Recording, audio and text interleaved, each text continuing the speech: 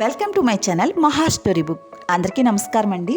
ఈరోజు మనం కార్తీక పౌర్ణమి విశిష్టత గురించి తెలుసుకుందాం. కార్తీక మాసంలో వచ్చే పౌర్ణమిని కార్తీక పౌర్ణమి అంటారు. ఈ కార్తీక పౌర్ణమి అనేది హరిహరులకు అత్యంత ప్రీతికరమైనది. అన్ని మాసాల్లోనూ ఈ కార్తీక మాసానికి ఒక ప్రత్యేకత కలిగిన మాసమని వేదాలు పురాణాలు చెబుతున్నాయి. శివునికి విష్ణువునకు ఇద్దరికీ ఎంతో ఇష్టమైన మాసం కావున మానవులందరూ వారిద్దరినీ కొలిచి తరించి వారి శుభ అనుగ్రహం పొందడానికి తగిన మాసమని, దీనికి ఎంతో ప్రాశస్త్యం కలిగినదని పురాణాలు చెప్తున్నాయి. ఈ మాసంలో ప్రతిరోజు పవిత్రమైనదే. సోమవారాలు, 2 ఏకాదశులు, శుద్ధ ద్వాదశి, పౌర్ణమి దినాలు ఒకదానికంటే మరొకటి అధిక ప్రభావవంతమైనవి. నెల రోజులు చేసే కృత్యాల ఫలితం ఒక ఎత్తు, పౌర్ణమి నాటి కృత్యాల ఫలితం ఒకటి మరొక ఎత్తు. అందువల్ల అనేక వ్రతాలు, పూజలు, కృత్యాలకు, దైవారాధనకు అత్యంత ప్రాధాన్యం ఇవ్వాలని పురాణాలు వివరిస్తాయి. ఈరోజు దీపారాధనకు విశేష ప్రాముఖ్యత ఉంది. శివ విష్ణు దేవాలయాల్లో రెండింటా దీపాలు వెలిగిస్తారు. విష్ణు ఆలయాల్లో గోపురం మీద, ధ్వజస్తంభం ఎదుట, తులసి కోట దగ్గర, దేవుడి సన్నిధిలోనూ, ప్రమిదల్లో, ఉసిరికాయల మీద, బియ్యం పిండితో చేసిన ప్రమిదల్లో దీపాలు వెలిగించాలి. ఈ దీపాలను చక్కగా కుంకుమ పూలతో అలంకరించుకుని వెలిగించాలి. శివాలయాల్లో ధ్వజస్తంభం మీద నందాదీపం పేరుతో, అఖండ దీపాన్ని ఆకాశదీపం పేరుతో ఎత్తైన ప్రదేశాల్లో భరణీలతో, కుండల లోహ పాత్రలతో తయారు చేసి వేలాడదీస్తారు. అరటి దొన్నెల్లో దీపాలు వెలిగించి చెరువుల్లో, నదుల్లో మొదలగు జలవనరుల్లో విడిచిపెడతారు. ఇలా చేయడం పుణ్యప్రదము, అష్టైశ్వర్యాలు కలుగుతాయని నమ్మకం.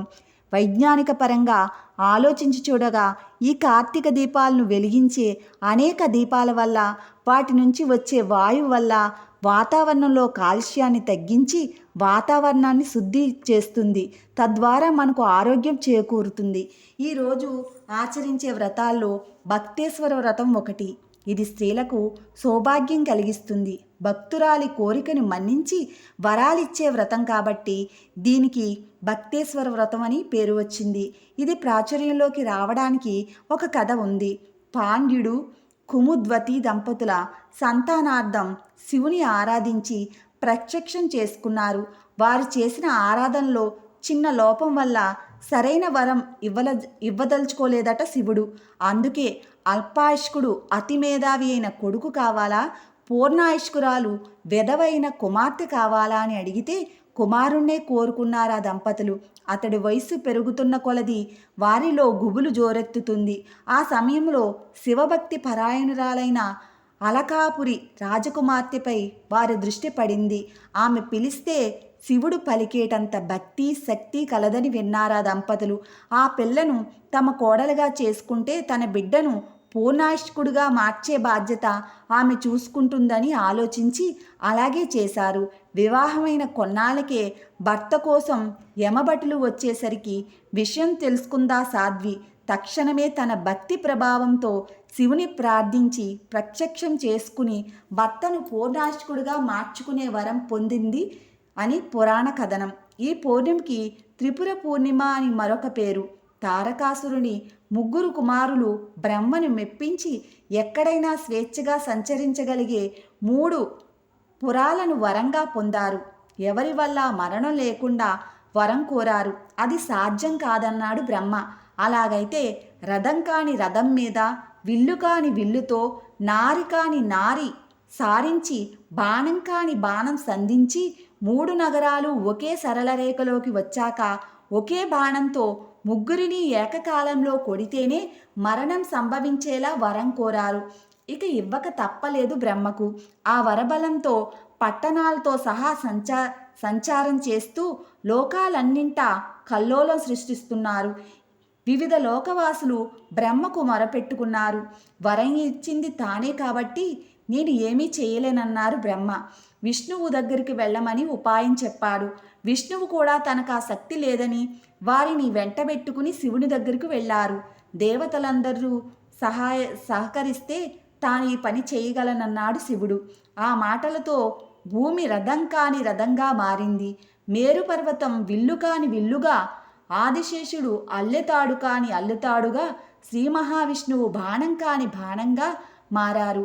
వీరందరి సమాహార శక్తితో శివుడు త్రిపురాసురులను 3 పట్టణాల యజమానులైన రాక్షసులను సంహరించాడని, అందువల్ల ఈ పేరు వచ్చిందని పురాణ కథనం. ఈరోజు చేసే స్నానం, దీపారాధన, ఉపవాసం లాంటి అన్నింటిలోనూ ఆరోగ్య ఆధ్యాత్మిక భావనలు అంతర్లీనంగా ఉన్నాయి. ఈ మాసమంతా సూర్యోదయానికి ముందే తలస్నానం చేయడం వల్ల ఈ కాలపు వాతావరణ పరంగా మనకు ఎంతో ఆరోగ్యప్రదం.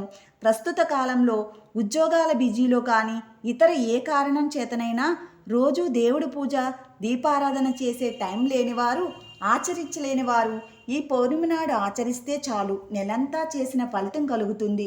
ఈ రోజున స్త్రీల కొరకు ప్రత్యేకంగా ఉపవాసం గురించి శాస్త్రాలు చెబుతున్నాయి. పగలంతా ఉపవాసం ఉండి రాత్రి దీపారాధన చేసి చలిమిడిని చంద్రుడికి నివేదించి పలహారంగా స్వీకరించాలని చెబుతాయి. ఇలా చేయడం వల్ల కడుపు చలవ, బిడ్డలకు రక్ష అని పెద్దలంటారు. ఆరోగ్యపరంగా చూస్తే ఇలా చేయడం వల్ల గర్భాశయ సమస్యలు దరిచేరవని ఆయుర్వేద శాస్త్రం కూడా చెప్తుంది. శివాలయాల్లో జరిపే జ్వలాతోరణం ఈ రోజుకు మరో ప్రత్యేకత. ఇంకా ప్రాంతీయ ఆచార వ్యవహారాల భేదంతో అనేక వ్రతాలు, పూజలు, నోములు చేస్తారు ఈరోజు. వాటిలో వృషవ్రతం, మహిఫల వ్రతం, నానాఫల వ్రతం, సౌభాగ్యవ్రతం, మనోరథ పూర్ణిమా వ్రతం, కృత్తికా వ్రతం లాంటివి ముఖ్యమైనవి. వీటితో పాటు లక్ష బిల్వార్చన, లక్ష ప్రదక్షిణ, లక్ష ఒత్తులు, లక్ష రుద్రం లాంటి పూజలు చేస్తారు ఈరోజు. నేడు ప్రత్యేకంగా చేయవలసినవి దైవ దర్శనం, దీపారాధన, దీపదానం, సాలగ్రామ దానం, దీపోత్సవ నిర్వహణ ఈరోజు విశేష శుభ ఫలితాలను అనుగ్రహిస్తాయి అనే కార్తీక పురాణంలో పేర్కొనబడింది. ఎవరి శక్తి సామర్థ్యాలను బట్టి వారి హరిహరులను సేవించి వారి కరుణా కటాక్షాలు పొందండి. వీరిని ఎంత నిష్ఠతో తరిస్తే అంత శుభ ఫలితాలు మనకి ఇస్తారా వాళ్ళు. జై శ్రీమన్నారాయణ. ఓం నమ శివాయ. జై శ్రీమన్నారాయణ.